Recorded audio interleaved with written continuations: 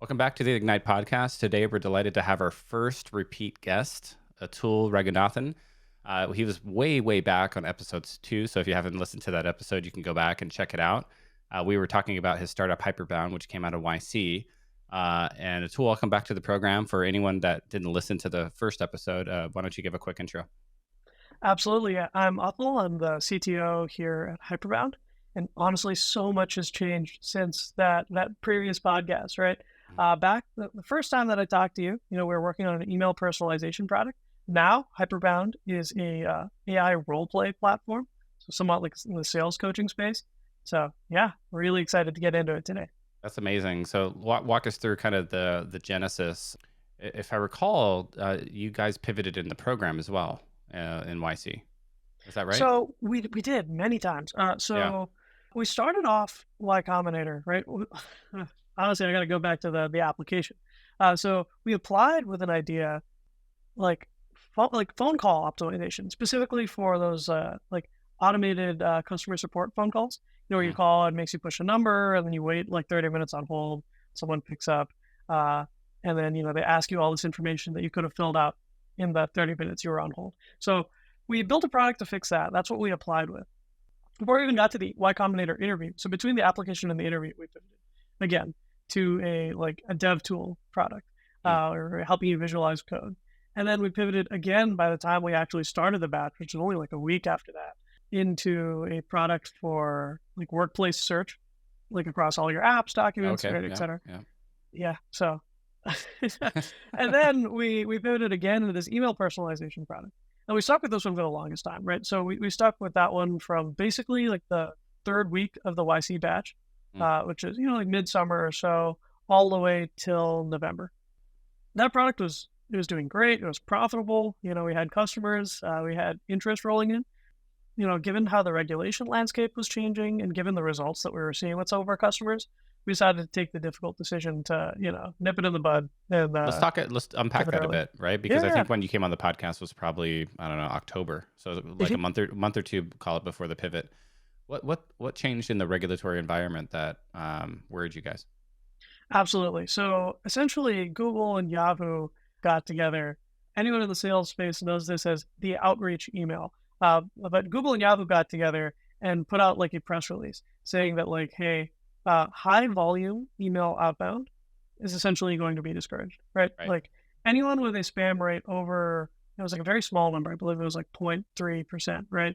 Would end up getting their domain like restricted, Wow. uh, which is like a very, very harsh penalty in the space. And like Outreach, who is a email outbound like enablement platform, had sent out an email to all of their customers warning them about this upcoming regulatory change. Mm. So there was like a mild panic in the you know sales outbound space Yeah. about this. And I think we And talked about this on the pod. It was, I kind of quipped that maybe it's all just AI talking to AI in the future. And what's more probable though is something like, Gmail, Yahoo, and Microsoft creating a consortium of like, no, we're gonna track these like AI personalized emails as spam, and we're gonna figure it out.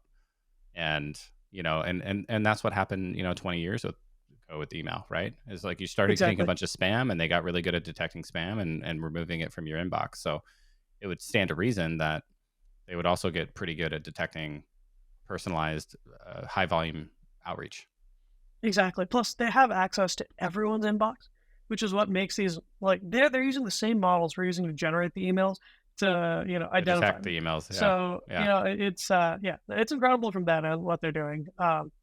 The caveat though is right, like they specified like a month later that this doesn't apply to like enterprise accounts. So technically, like Oh, folks sending sales emails at high volume still don't have to worry about it, right. It's but the the writing personal is on the wall. emails. Yeah. Yeah, like the writing is on the wall that this will be restricted It's a matter somewhat of time. shortly. Yeah. Yeah. So that So regulatory risk kind of worried you guys. And then what was the results that were happening? Because initially you had really good results, good revenue, it Mhm. looked profitable, things like that. Yeah, so I mean, like the results from our customers, the customers asked for something very simple, right? Like, can you build this type of personalized email? Can you incorporate this information? Can you do this and this and this, right? So that's where we excelled. We were like flying colors there. Like as far as the actual email quality was concerned, we were at the top of our game, right? Like no issues there. What concerned us was the improvement in uh, actual response rate that we saw as a result of doing exactly what our customers wanted from the email perspective, right? So So yeah, even though, rephrase that. I kind of missed it. oh yeah, no worries. So basically, like our customers were asking for specific personalizations. They're Hmm. asking for, to incorporate this piece of information, to talk about this, to figure out whether this prospect had this specific pain point and work that into the email. So we were doing exactly what our customers wanted from that perspective, Yeah. right? So we were sending out really high quality personalized emails that met our customer standards for, like handwritten outreach essentially. And that wasn't enough to lift the email response rates by a significant enough margin to justify the cost of our product. Mm. I had So, a, I don't remember if it was you, but I think it was somebody, and I was just discussing this with my wife, who has a marketing background, and I built MarTech products as well for years, ad tech, MarTech, sales tech products. I'm very familiar with the space. Somebody else on one of my podcast episodes, I forget which one, was like, you can personalize your outreach, but fundamentally, people are in the market or not. They may respond yep, at a higher rate, but they're just in the market or they're not. And so maybe the personalized outreach, maybe at the bottom of the funnel has an impact, but maybe not. no, absolutely. So, Yeah. we know that personalized outreach does work.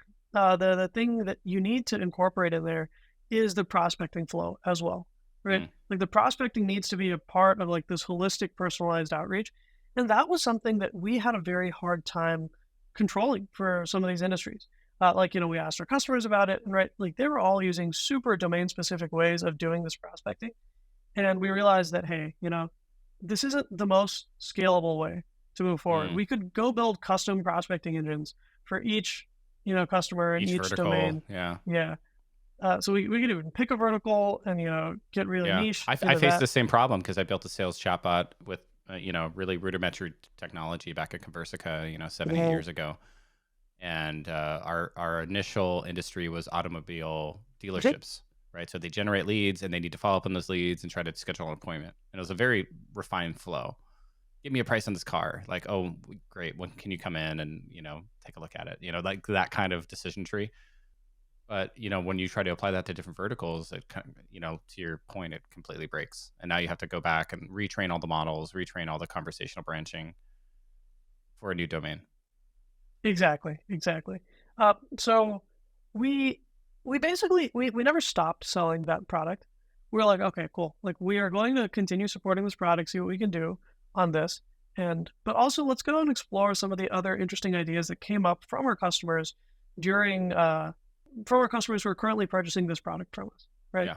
Let's see what other pain points they have related to, this realm. And we explored a bunch of ideas, right? Everything from like optimizing marketing attribution to like building like AI personalized role plays. But the one that got like sincerely way more excitement and response, like it was the inklings of what felt like something that could be PMF, was this like role play Hmm. simulator. Because it is such a huge pain point to train your SDR. Like people Yeah. don't realize this, especially larger organizations, Mm. but it takes up all your manager's time. You have dedicated folks on this, and your SDR still train within a year anyway. So you Yeah. spent 3 months like training them.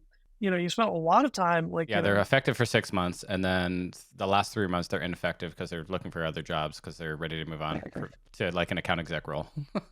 exactly, Yeah, exactly. It's hard, right? Because yeah, these are even with the most driven folks, right? Like training is going to be an issue because even yeah, if they're willing to like self-enable, you still need to onboard them onto the specifics of your company.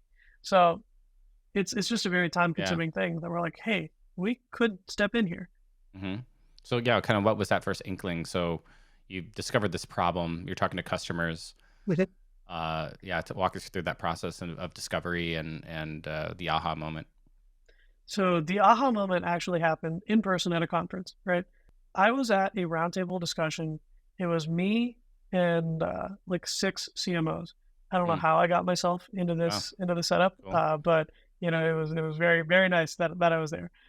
So we were like, I first tried pitching the email personalization product, and everyone's like, "Oh, we sent a million of these." Like Hmm. like I know Yeah, you guys are doing something better, but like it still doesn't matter. yeah, So I was like, okay, cool. I'm not even going to mention that for the rest of this roundtable. Like, I want to hear Like, what can I explore with these folks? So I was just like running through some of the ideas that we'd heard from other folks, from our current customers, and I was just like, cool, like, give me like 2 minutes here. I'm just gonna like try to pitch a couple things at you. Like, let me know what sticks. Um, as soon as I mentioned the role play simulations, the question was, that's possible. Like, you can do that. Could I try it out with my team tomorrow? Right? And we're like, oh, well, we haven't built it yet, but yes, you can try it out with your team tomorrow. Like, give me a night and I'll build your prototype. So yeah, the room just lit up. Like, everyone at that round table was just like palpably excited about it in a way that I've never experienced before. And yeah, we showed Well, it yeah, I to mean, the next if day. you think about the CMO, the bane of their existence is generating leads that are not followed up on in a timely and orderly fashion. And I butted heads when I ran demand gen at a startup. I won't name names, but I was generating tons of great leads. And she's like, "You're generating too many leads." And I go, Yeah. "Okay, what I'm hearing is you don't have enough people to follow up on my leads." She goes, "No, your leads suck," And I'm like, but these are people that went through all the effort to fill out a form that they're interested in our product, and you should follow up on them. And I realized in that process that we had to have a better way of dripping out lifecycle email marketing material and onboarding automatically, and then to your point, probably training the SDRs at a higher rate and scale. So yeah, how's it been going since then? So when was this conference? This conference was in November, right? So like we were still supporting the other product at this point, but So we about were four exploring months this. ago, for the audience that might be listening to this in Oh some man, random it's month. March. Oh my Yeah, God, it's been it's a while. March of 2024 as we record. Yeah. Yeah, it's felt like a whirlwind since Yeah. then. Seriously. Yeah. So mid-November or so was this conference. We were exploring that idea for a little while longer, and then we really landed on the like sales enablement and sales development community on Mm. LinkedIn. We Mm. ended up like booking hundreds of user interviews with like thought leaders in the space, with like actual end users, and eventually we ended up launching the product and building this somewhat of a community by like mid-January or so. Wow. Right, Wow. so pretty quick turnaround, 0 I to 1 feel. in a couple months over the holiday period from a roundtable discussion at a conference. Yeah. We basically launched a very, it was like, it feels very similar to the product that we have today, but under the hood, I can tell you, everything was hard coded. It was completely an MVP. Yeah. So the end user If experience is this, the then same. that, else this kind of No, nested logic actually, statements, it's or a little bit more intricate than that. So yeah. basically, right, coming up with a configuration for one of these AI bots that speaks to you, right? Yeah. It could either be something as simple as, oh, you put in like, the person you want to speak to and some pain points and it spits out a configuration. Or, you go in and you manually describe how it should react to like X, Y, and Z situations. So you Mm. spend like all this time writing a very detailed configuration, right? Yeah. In fact, when we launched the product in January, it was still taking me 8 hours to write each configuration for a bot that showed up on our website. So now it's down to under 2 minutes. So like when we launched this like really rudimentary version from the back end, like up in January, and it's evolved so much since then. But yeah, when we launched that and we let the internet at large try it, it went viral, like seriously viral on LinkedIn. That's amazing. Well, Yeah. maybe could we see a demo of it? Is that Oh, possible? absolutely. The one thing This is a I'd be a visual little bit podcast, so we could actually concerned kind of, about yeah. is audio sharing from Yeah, I don't know how that works. through Riverside. So it's an audio interface. That was going to be another question: is it an audio interface of the salesperson talking to a bot, and the bot talks back in a human voice? Yes. Okay. Cool. There's a button here and a shared tab audio. So here, let me just get it pulled up right here and Yeah, this let's would be do it. interesting. You can train me in sales. Do you want to do a sales call? Oh man, here, let me. All right, guys, I'm about to tell you how the future of cold calling is going to go. No longer will we have to do stupid, silly role plays with peers and managers and waste a bunch of time with unrealistic scenarios, only using the objections that we know of because we're only salespeople. But anyways, look, I'm not even going to get all fluffy with you. We're just going to get straight to it. This is exactly how cold calling is going to look in the future. Let's get to it. All I'm going to do is push this button right here, and we're going to see what these folks at Hyperbound have been working on. So I'm going to click start call.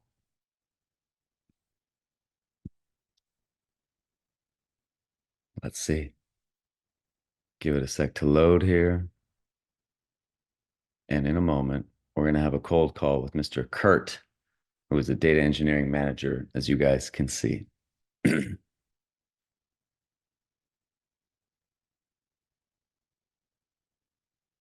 Hello? Who's this? Hey, Kurt, this is Danilo Kaprick.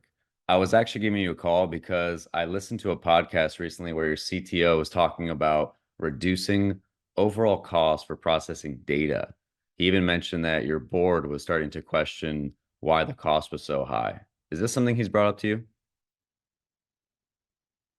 Podcast? I don't know what you're talking about. Get to your point. Well, it seems like reducing data processing costs is a board level thing now for you guys. And I was just curious if you're looking for ways to do that and maybe what you've tried so far. Look, I'm not sure why you're asking about this. What are you selling? Have you ever heard of Databricks? Yeah, I've heard of Databricks. What about it? So I work with Databricks, and we're basically helping companies like yourself reduce the number of tools that they have in their data stack, but also reduce the cost to process data. A lot of other outcomes that we could talk about, but it seems like reducing costs is top of mind your CTO. So I want to see if you'd be open to discussing exactly how we could help you reduce costs, specifically on the ETL side of your business. Is that something you'd be open to? Look, I'm not into these sneaky sales tactics. My CTO hasn't mentioned anything about Databricks to me. Now, what's this call really about? I mean, that's what the gist is here, Kurt. We're trying to see if we can help you reduce your overall costs when it comes to data, but also help you get into predictive analytics, right? Based on my research, it seems like the customers you serve are in the IT space, and maybe they're interested in making some predictions, or also maybe you guys are interested in making predictions internally about, for example, when a customer is likely to churn, or maybe when a customer is most ripe for an upselling opportunity. Are there predictive analytics use cases that perhaps you're being asked to bring to the table? Predictive analytics?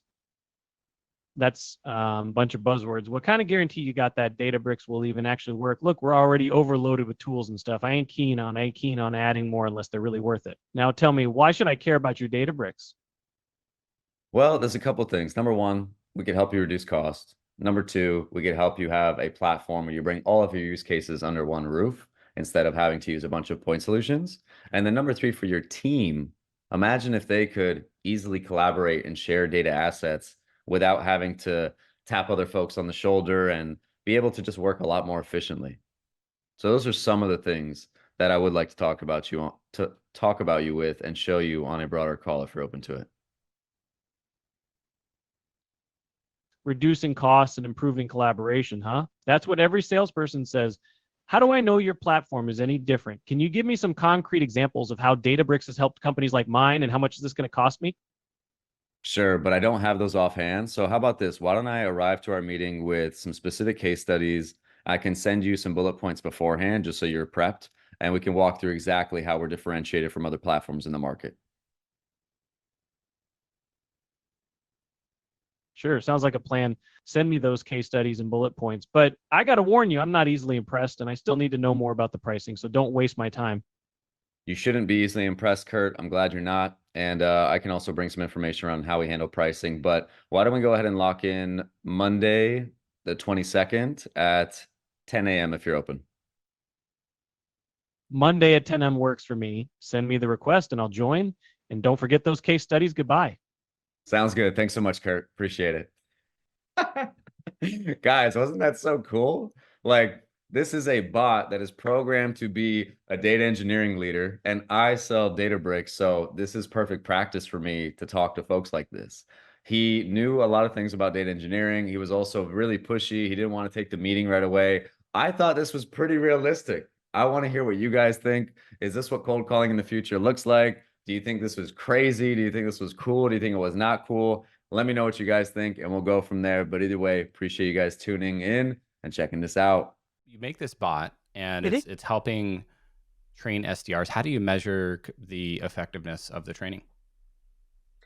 absolutely. So we've got scorecards, which is really our biggest thing, right? So scorecards that tell you how you're performing on each segment of the call, like, whether you're asking the right discovery questions, whether you're, really connecting with the prospect, whether you're getting the right information out of the prospect during the course of the call. And we have like a big analytics pane where managers can come in and see which rep is struggling on which call, speaking to which type of prospect, with what personality. So really like getting it super narrow as to like what their reps need more practice on, and helping personalize training regimens around that. So super, super effective, as opposed to the standard approach of, okay, now go listen to every call your rep has made, trying to figure out what they're struggling with. I know you have no time already, but make it happen. And what ends up happening is that reps just are left to fend for themselves. So yeah. That's amazing. And then how's it going so far? Like, how many customers do you have? How are you pricing and all that stuff? Absolutely. So we just launched the product right mid-January, and since then we've closed 10 customers. Wow. So we're nearing like 150K in revenue. And yeah, as far as pricing goes, so we offer a couple of pricing plans, and this is in flux, right? We're trying to figure out like what is the best strategy to price this in the long run. We say like, okay, based off the size of your organization, if you're like a roughly 12-person sales organization, here is a flat fee. If you are a 20 to 30-person sales organization, here's another one. If you are, like 35 to 50, here's another, and 50 plus, here's another. Because that's roughly how our infra costs break down as well. So I mean, because you're paying for training and inference on the back end for every new bot that you spin up, and then as SDRs use the bot, there's a cost associated with that and a margin. That's the kind of the cost aspect of pricing, and then on the value capture aspect of pricing, you kind of think about, well, how are they solving this problem today, right? Okay, well, they have to hire this trainer for $250,000 a year, and this trainer spends the entire year training SDRs, right? And maybe now you don't need the trainer. Maybe you only need the manager, right? And so you're at that $250,000 cost, maybe costs $50,000. So that is one way to think about it. But I think the way that most folks have been seeing it in our space, right, is that the trainer can only step in for like 2 to 3 weeks at a time, like maybe 90 days in like the best case scenario. And the retention for the stuff that the trainer has taught drops off like super steeply. Like 3 months after the trainer is gone, everyone's forgotten like this beautiful sales training that was helping them hit like better goals. But we actually work with some trainers, right? We build their sales methodology into the Hyperbound platform. They use it to reinforce their training during the course of their like 3 months that they spend with the company, but also after they leave, right? Hyperbound still sticks around to help continually reinforce, those methods with custom scorecards that we've built with that training strategy in mind to help like basically keep their SDR sharp. I love this slant too. This is an interesting pivot where, and one of the more exciting areas of AI is where it can impact education, right? And this is like a form of education, right? Is now you have these AIs that can basically, sit with you and give you this individualized one-on-one tutoring attention. We were just talking about this in the last episode of the podcast, and it's one of the more interesting impacts of AI is now everyone gets the best training at scale. Exactly. Yeah. And in fact, this is what one of our other investors is like super, super bullish on this. I don't know if you've heard of like Roleplay Ventures, but they exclusively invest in like human enablement technologies. And yeah, like they were so excited when we told them that we were pivoting into this space. Yeah, and totally understand, because this is a space where especially like the large language model, generative AI type stuff is incredibly helpful. Like it can learn faster than a human can with regards to like really specific niches and skills. And to transfer that knowledge back to the human is super powerful. Yeah. So what's next? What are you guys excited for the rest of the year? Yeah. So honestly, it's been a awesome time scaling the company. We just hired our first founding engineer. We're like formalizing a lot of our processes. Like we have a formal customer success flow now, which is awesome. Like, and we've learned so much from this. So I'm really looking forward to learning more about all of the segments of like, running and scaling this company. But from the tech side, right, I am super excited for some of the things on our roadmap. We're launching discovery calls later, like basically next week. Some of our customers are already using it, but we're doing a big public launch about it. We're doing a couple of cold calling competitions with folks from Cognism and ReachDesk and Sell Better, like the John Barrows Sell Better org. So super excited for that. That's also happening next week. I don't know when the podcast will be released, but that's like March 11th or so. Okay, yeah, it'll be after that. It'll probably be a couple weeks from now. Got it. So people will see the results from that competition. Yeah, really, really exciting stuff going on in the next month. And yeah, lots of exciting growth ahead. Yeah. So on the tech stack side, did you kind of bootstrap this with one of the foundational models out there, and you're now vertically integrating, or how did that all work? Yeah. So there are a good number of models involved in the process, right? So there's models involved that do that generate the configuration, that like basically take the user inputs and like spit out like this detailed configuration, with all these objections, pain points, etc. Right?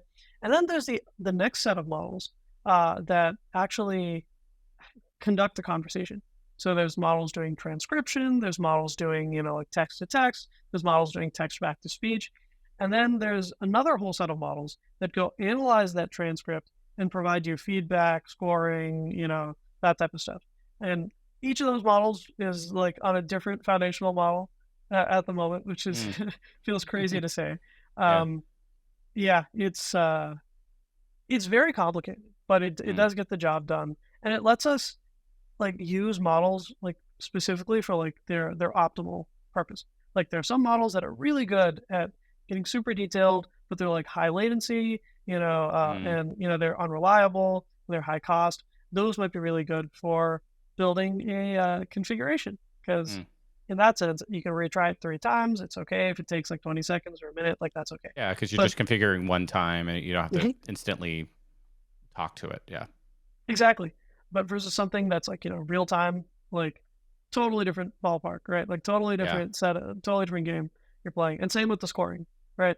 That's async. Like you can judge 3 questions at once, running them in parallel. Like, so very exciting stuff there. Like want to spend more time refining that tech stack, making it more reliable. But yeah, it's really fun. What's interesting about MarTech sales tech as well as you can dog food your own stuff. So eventually you'll have your own SDR that you're onboarding, and you'll use your own product to train your own sales staff. We're actually using the product right now to train ourselves. Not for cold calling, but for discovery calls. So we also support discovery calls. And in fact, I feel like our discovery call bots are even better than our cold calling ones. Not gonna lie. They're really, really incredible. You can have a 30-minute conversation with one of these, getting like really into depth about like super domain specific stuff. You're like, how does the bot really understand this with audio? Well? Yeah, with audio. That's amazing. Yeah, that's a brave new world. Because the thing is, like, no manager is ever going to sit down with you for 30 minutes to role play one of those scenarios. No, you get bored after 5 minutes. Exactly. You need to go do something else. So what they'll do is they'll set up SDRs with other SDRs, and so it's like the blind leading the blind. Exactly. Like the only way to practice is basically from like either speaking to another AE, because AEs are typically the ones doing these discovery calls, right? So it's either like take 30 minutes off your other AE's day, or literally just go practice on your prospects. Like screw up the first like 100 calls, but you'll be okay after that. But, no AE leader wants to see that. So it's amazing. Well, any last thoughts for the audience before we sign off? No, I mean, go check us out at hyperbound.ai. Like it's a free demo available on the site. Nice. You'll be set up within 20 seconds. You can check out everything we have to offer. But yeah, if you've got any questions about it, feel free to email us at founders@hyperbound.ai. We're really excited to be here in this space. So cool. Well, congrats on the pivot and all the success so far, and look forward to watching the progress. Of course. Nice talking to you as always, Brian. Thanks for coming back on. Thanks, Atul.